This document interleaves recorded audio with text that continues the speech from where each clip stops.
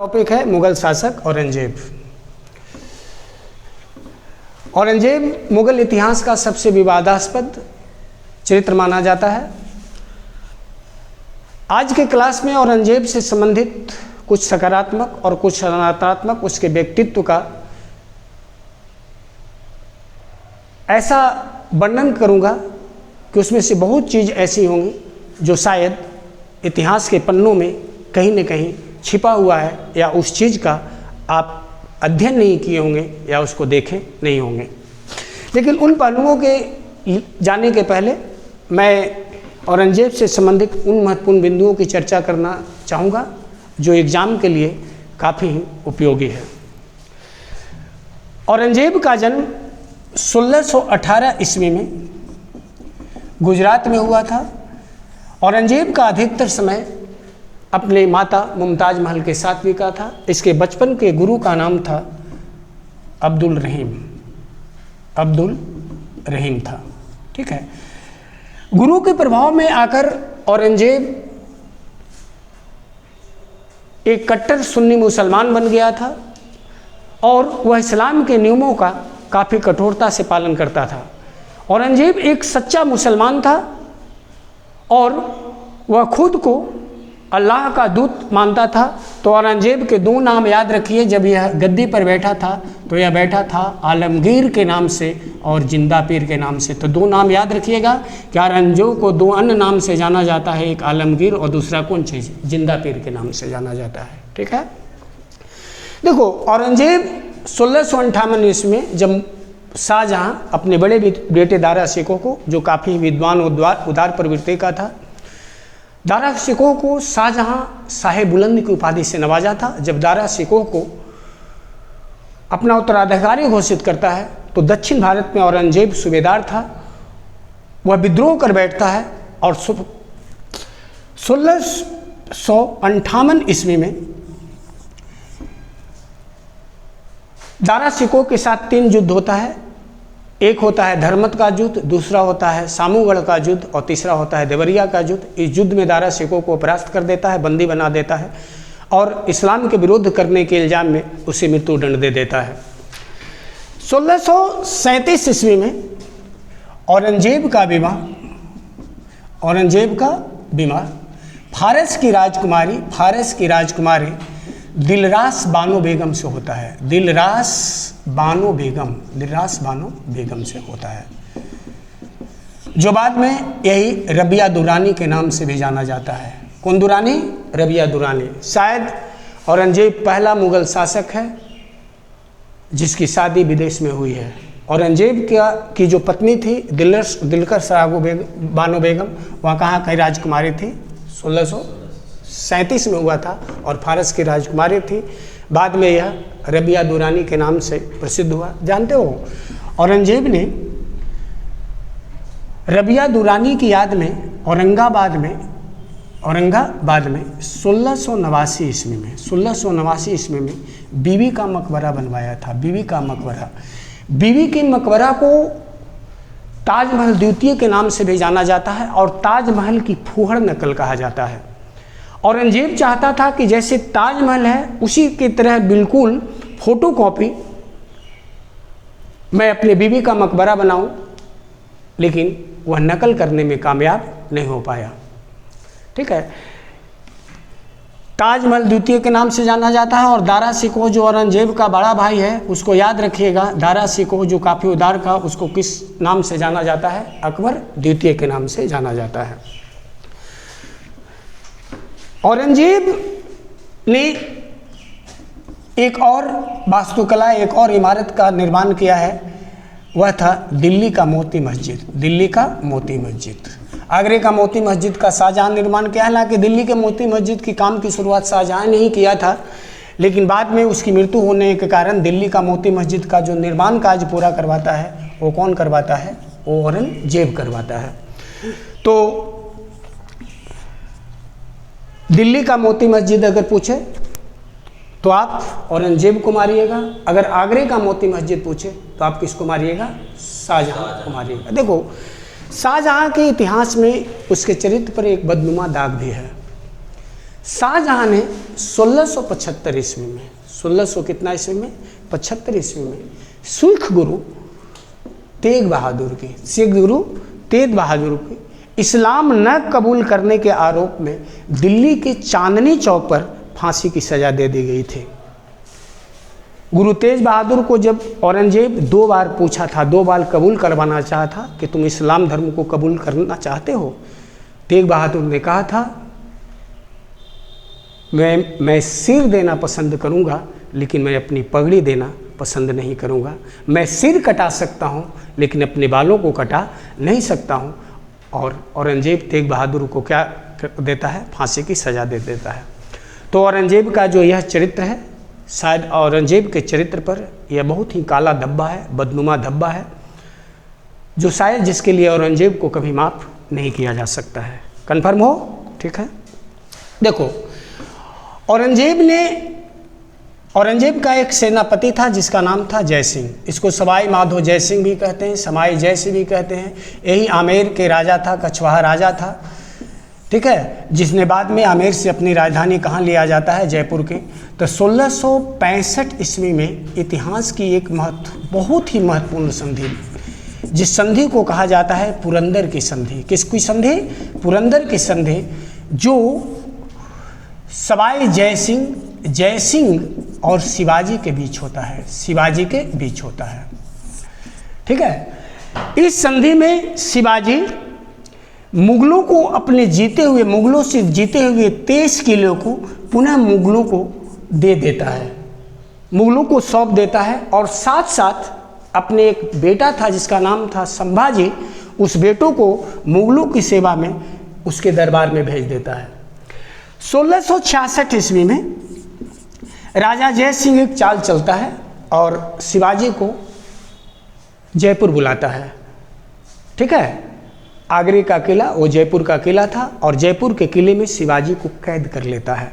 लेकिन शिवाजी एक सब्जी की टोकरी में छिपकर और राजा जय सिंह के जो कैद था उस कैद खाने से क्या हो जाते हैं, भाग जाते हैं। यह शिवाजी की कहानी है, ठीक है।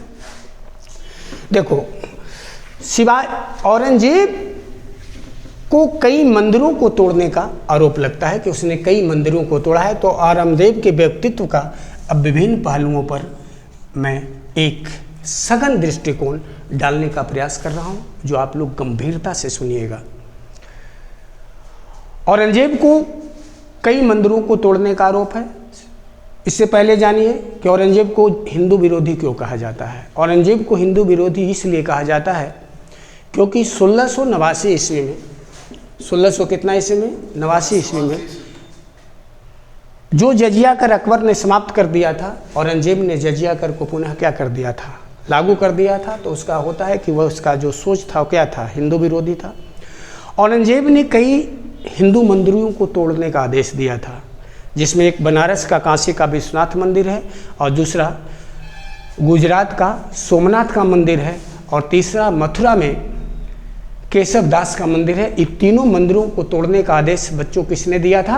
औरंगजेब ने दिया था। तीनों मंदिरों को तोड़ने का आरोप औरंगजेब को दिया जाता है। देखिए, औरंगजेब को क्यों हिंदू विरोधी कहा जाता है और इसमें सच्चाई क्या है? क्योंकि हमें हमेशा हम कारक पर तो ध्यान देते हैं लेकिन कारण पर ध्यान नहीं देते हैं। एक बार ऐसा हुआ था कि औरंगजेब हमेशा प्रशासन के कार्यों से देख लेके हमेशा घूमते रहता था। तो एक बार औरंगजेब मुगल सराय, जो आप आज का है ना, जिसको दीनदयाल उपाध्याय नाम पड़ गया है, मुगल सराय स्टेशन का, जानते हो?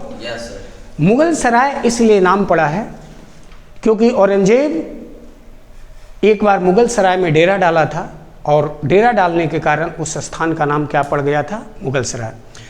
काशी के विश्वनाथ मंदिर को तोड़ने के पीछे मैं वास्तविक कारण को उजागर करना चाहता हूं। अगर औरंगजेब हिंदू विरोधी होता, वास्तविकता में हिंदू विरोधी होता, इतिहास पढ़िए, और मैं तो यह कहूँगा कि मध्यकालीन भारत का एक इतिहास लेखक हैं जिनका नाम है इरफान हबीब, शायद उनसे अच्छा मध्यकालीन भारत पर किसी ने प्रकाश नहीं डाला है। तो आप इतिहास पढ़ें, किसी व्यक्ति को दोषी ठहराने के पहले आप उसका पूर्णतः अध्ययन करें, आप उसका गहन अध्ययन करें, यूं ही किसी व्यक्ति को दोषी नहीं ठहरा दिया जाता है। सबसे ज़्यादा मुगल जो सूबा था, 21 सूबा औरंगजेब के शासनकाल में था। अकबर के शासनकाल में सिर्फ 15 सूबा था। और जानते हो सबसे ज़्यादा हिंदू जागीरदारों की संख्या थी, 300 से अधिक थी, लगभग 356 जागीरदार। कौन जागीरदार? हिंदू जागीरदार। किसके समय में थे? औरंगजेब के राज में। अगर औरंगजेब सचमुच हिंदू विरोधी होता तो उसके शासनकाल में हिंदू जागीरदारों की संख्या इतनी अधिक नहीं होती। तो औरंगजेब के साथ कुछ हिंदू जागीरदारों की पत्नियां भी गई थी। तो उन्होंने इच्छा व्यक्त की कि काशी के विश्वनाथ मंदिर में मैं पूजा करूंगी। वो सुबह सुबह पूजा करने जाती है। काशी के कौन मंदिर में? विश्वनाथ मंदिर में। ज़्यादा दूर नहीं है, मुगल सराय, बस गंगा इस तरफ उस तरफ की बात है। लेकिन वहां से रानियां लौट कर नहीं आती हैं। शाम हो जाती है, जो डेरा डाला हुआ था उसके कैंप में हड़कंप मच जाता है। अब खोजबीन शुरू होती है। औरंगजेब बहुत शातिर था। जब वह काशी के विश्वनाथ मंदिर में जाता है और उसके सैनिक जब उसके तहखाने में प्रवेश करते हैं तो जानते हो जो हिंदू रानियां थी वह आपत्तिजनक अवस्था में पाई जाती हैं। उस मंदिर के जो साधु, मैं किसी पर आरोप नहीं लगा रहा हूँ, मैं तर्क संगत तर्क देने जा रहा हूँ। और इतिहास में छुपाया गया है या औरंगजेब को बहुत बदनाम किया गया है। मैं पहले ही बोल चुका हूँ कि औरंगजेब एक सच्चा क्या था? मुसलमान था। आपत्तिजनक अवस्था में जब पाई जाती है तो औरंगजेब ने उन साधुओं को मारने का और काशी के विश्वनाथ मंदिर को तोड़ने का आदेश दे देता है। देखो जो मथुरा का केशव दास मंदिर थे, मथुरा में एक विद्रोह हुआ था जिस विद्रोह का औरंगजेब के खिलाफ था, उसका नाम था जाट विद्रोह। उस जाट विद्रोह में मुख्य रूप से जो विद्रोही थे, जो विद्रोह भाग लिए थे, विद्रोह कर दिया था, जिसका नेता था गोकुला, इसके बाद बना था राजा राम और इसके बाद बना था चूड़ामणि। तीनों नाम याद रखिएगा। मथुरा का जाट विद्रोह, मथुरा का जाट विद्रोह, एक मैं बोल रहा हूँ गोकुला नेतृत्व किया था, जाट विद्रोह था, दूसरा था राजा राम और तीसरा था चूड़ामणि। केशव मंदिर के पीछे क्या रहस्य था? आप समझ गए कि काशी मंदिर को विश्वनाथ तोड़ने के पीछे क्या रहस्य है? मैं इस पर चर्चा करूंगा, फिर बाद में तुरंत करने जा रहा हूं। अब पहले जान जाओ कि केशव मंदिर को तोड़ने का क्या रहस्य है। औरंगजेब के समय जो उस समय संघर्ष हो रहा था, औरंगजेब के समय जो विद्रोह होता था, उसका षड्यंत्र का केंद्र मंदिर बन गया था। जो भी हथियार रखे जाते थे या जो भी विद्रोही होते थे वो मंदिर में आश्रय लेते थे। तो औरंगजेब, यह बात कोई आश्चर्य करने वाली बात नहीं है, बहुत दिन नहीं हुआ है। जब खालिस्तान मांग हो रहा था ना, तो जितना भी खालिस्तानी आतंकवादी थे, आपने सुना होगा कि अमृतसर का जो स्वर्ण मंदिर थे उसमें अड्डा जमा लिया था और वहाँ छुप कर रहते थे। मंदिर ऐसा नहीं है कि केवल धर्म का केंद्र है, मंदिर कभी कभी अधर्म का अड्डा भी बन जाता है। तो जाट विद्रोह के समय वह षड्यंत्रकारियों का, विद्रोहियों का एक केंद्र बन गया था। और उसी केंद्र से औरंगजेब को यह पता चला कि इसी जगह से हमारे विरुद्ध षड्यंत्र रचा जाता है। तब औरंगजेब ने केशव मंदिर को तोड़ने का क्या दिया था? आदेश दिया था। सोमनाथ मंदिर गुजरात के साथ भी यही है कि और गुजरात में जब औरंगजेब के विरुद्ध षड्यंत्र रचा जा रहा था तो वहाँ भी उस मंदिर में अड्डा बन गया था, विद्रोहियों का अड्डा बन गया था, वह तोड़ दिया गया था। तो देखिए, अभी एक बहुत चर्चित है जिसका नाम था, नाम बढ़िया से देख लीजिएगा, मैं आपसे उत्तर पूछता हूँ। अनिरुद्धा, मैं आज उसको आचार्य बोलता हूँ, आचार्य नहीं बोलता हूँ, कहीं से नहीं है। कुछ दिन पहले इसने हिंदू बच्चियों के प्रति एक ऐसा अश्लील और आपत्तिजनक भाषा का प्रयोग किया है कि अगर मैं उस भाषा का प्रयोग आपके सामने कर दूं तो मेरी जीवा कटकर नीचे गिर जाएगी उस भाषा का, उस शब्द का प्रयोग करने के पहले। तो आप सोचिए कि उसकी सोच कितनी गंदी है। उस व्यक्ति की आप सोच पर जाइए, उस व्यक्ति की आप ईमान पर जाइए, उस व्यक्ति की सोच सकते हो कि हिंदू लड़कियों के प्रति उसकी सोच कितनी गंदी है। ऐसा अगर गंदा सोच वाला व्यक्ति, कितना वह कुत्सित विचार रखता है हिंदू लड़कियों के प्रति, अगर ऐसा गंदा व्यक्तित्व के आदमी के, मैं उसे चंडाल कहता हूं, अगर आप लोगों से कहा जाए कि ऐसे व्यक्ति को सजा दी जानी चाहिए या नहीं दी जानी चाहिए, हाँ या ना? तो अगर वैसा व्यक्ति है, उसका सोच इतना गंदा है, उसका नजरिया इतना गंदा है,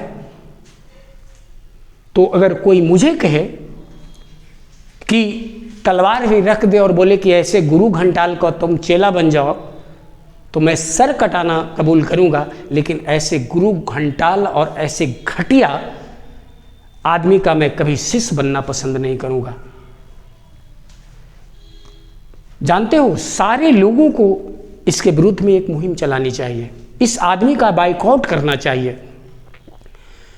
तो औरंगजेब का एक पक्ष तो देखते हैं, सीधे हम लोग को बता दिया जाता है कि हिंदुओं के मंदिर को तोड़ा था, लेकिन दूसरा पक्ष नहीं देखते हैं कि किस हिंदू मंदिर के तोड़ने के पीछे उसका वास्तविक कारण क्या था।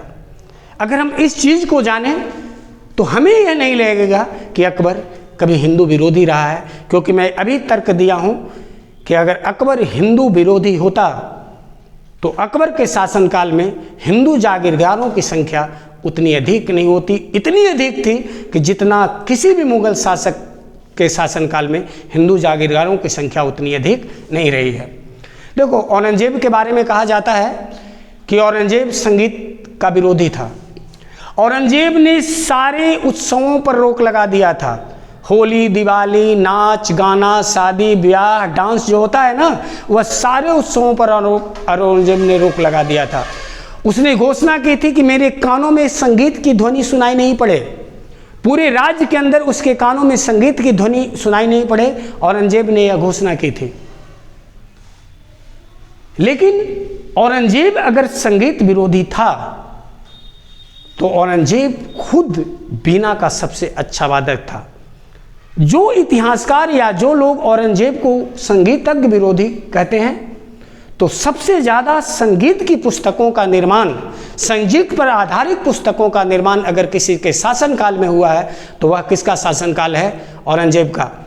तो औरंगजेब को मैं कैसे संगीत विरोधी कर सकता हूँ?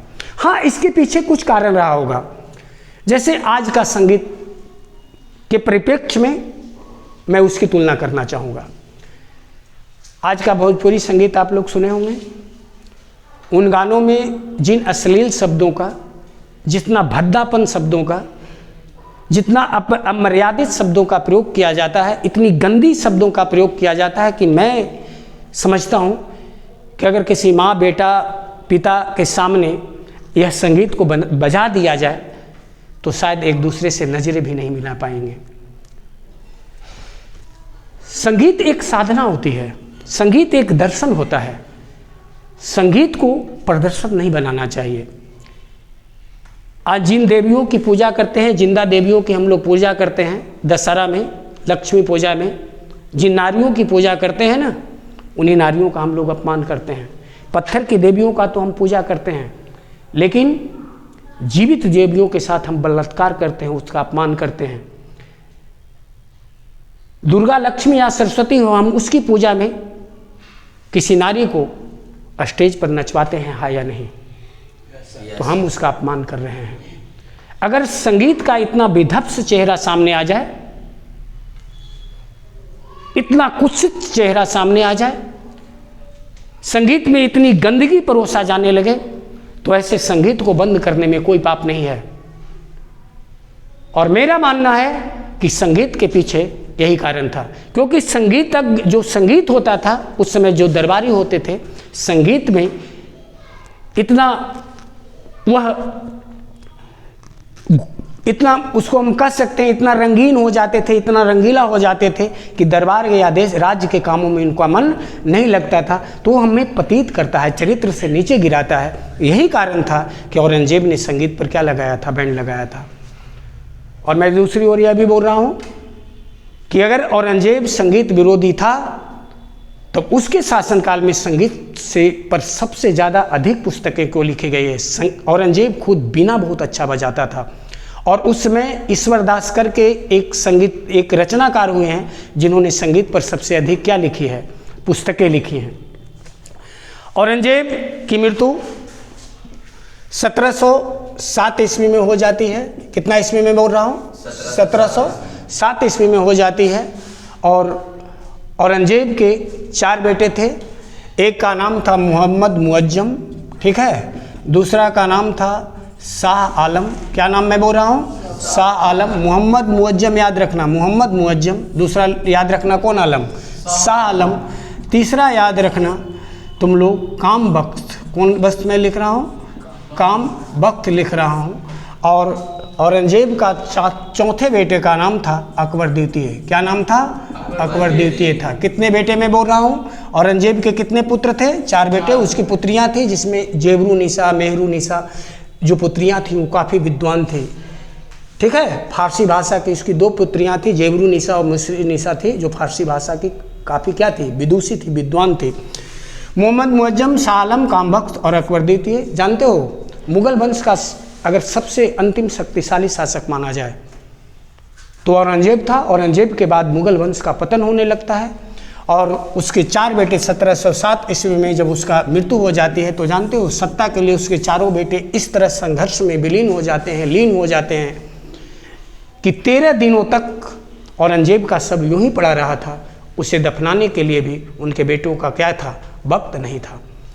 तो 1707 में औरंगजेब की मृत्यु के साथ ही मुगल वंश का शायद सबसे, इसके बाद कई शासक हुए, 1857 तक मुगल साम्राज्य चला है, लेकिन शायद कोई ऐसा मुगल साम्राज्य इतना योग्य नहीं हुआ जो मुगल सत्ता तो स्थिर रख सके। आगे के क्लास में कल चर्चा करूँ।